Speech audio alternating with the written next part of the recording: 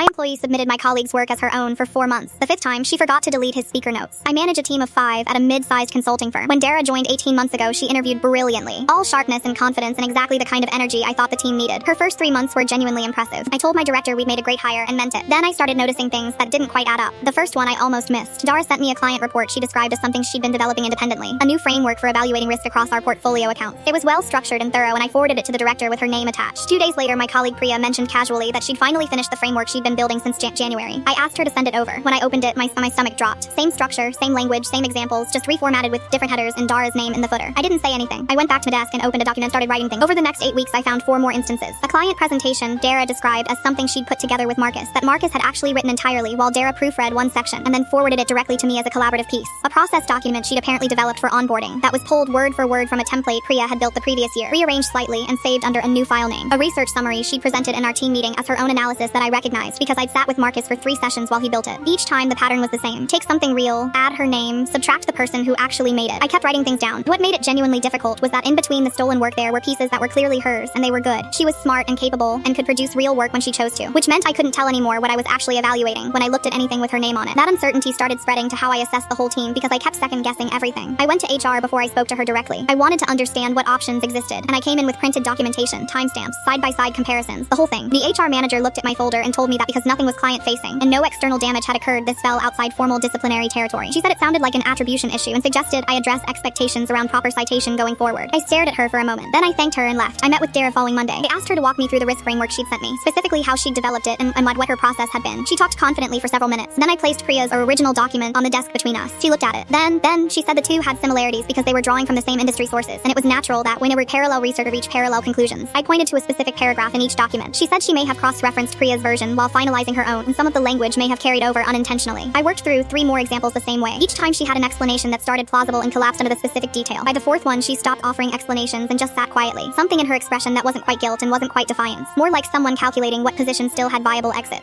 I told her clearly that I could no longer accurately evaluate her contributions or her colleagues because the line between them had been deliberately blurred. I wrote it all up and sent it to her with HR copied. So for 6 weeks she complied. I watched carefully. Then I came back from a client trip to find she'd sent a presentation to another department head while I was traveling, describing it as something she'd personally prepared. It still had Marcus's speaker notes embedded in the file. He'd built the entire deck 3 weeks earlier. She hadn't even opened the notes section. I forwarded everything to my director and said I was done managing around the problem. Dara was moved to a different team within the week. I heard later she'd told people I had a personal issue with her, that I'd never given her a fair chance. Marcus heard the same thing and came to my office to ask if I was okay. I thanked him for his work on the deck. He laughed quietly and said he'd noticed his speaker notes were still in it. I asked how long he'd known about all of it. He said probably since month 3. I asked why he hadn't said anything sooner. He shrugged and said he figured I'd see it eventually. He was right. It just took longer than it should have, and the speaker notes did what 4 months of careful documentation almost couldn't. Sometimes the simplest thing ends it.